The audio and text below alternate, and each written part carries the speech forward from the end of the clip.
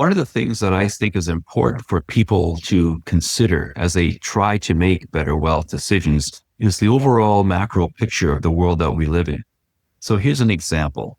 A lot of times people will read about what's going on with regard to GDP and employment number and the bank rate and so forth. But one of the great drivers of what happens in the economy and in stock markets is demographics. David Foote wrote a book called The Boom, Bust, and Echo a number of years ago. And there was another book called The Pig and the Python. And there's a lot of evidence that a lot of what happens in capital markets is determined simply by different cohorts in the population as they make their way through their life and the things that are part and parcel with that. So obviously everyone at the same stage in life does the same thing. In your 20s, you finish school and embark on a career. In your 30s, you start a family. By the time you're in your 40s, you're buying a home and so forth. And then by the time you get into your 60s, you're looking at retirement and winding down. We're at the point now here in Canada where it seems entirely likely that the baby boom is more or less running its course, which is to say back-end boomers like myself are getting ready to retire. Front-end boomers have already retired. And we're at the point now where consumerism as a driver of the economy is slowing down. A lot of people spend their most money when they're in their prime working years. And so they're putting their kids through school and they're paying down their mortgage and they're buying new cars and they're buying new clothes for work and everything else.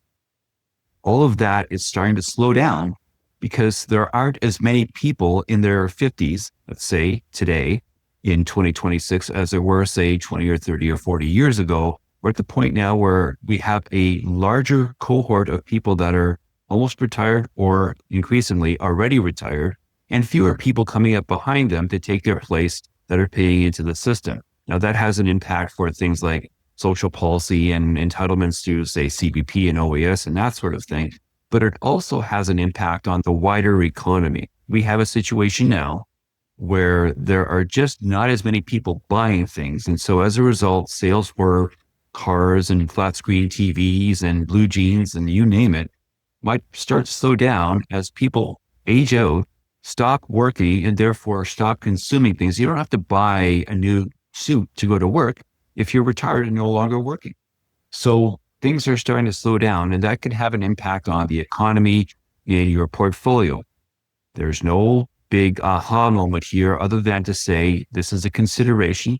It is part of what goes into making better wealth decisions. And it's the sort of thing that you should be thinking about as you make your decisions going forward, because it's a real predictable process that we've been seeing all over the world that has been playing out, and it will only become more pronounced over the coming decades. Be aware of it. This has been Weekly Wealth Update, a Make Better Wealth Decisions podcast dedicated to explaining how current events impact your portfolio and the wealth decisions you make. Tune in for commentary on how the news of the week affects your portfolio and your thinking.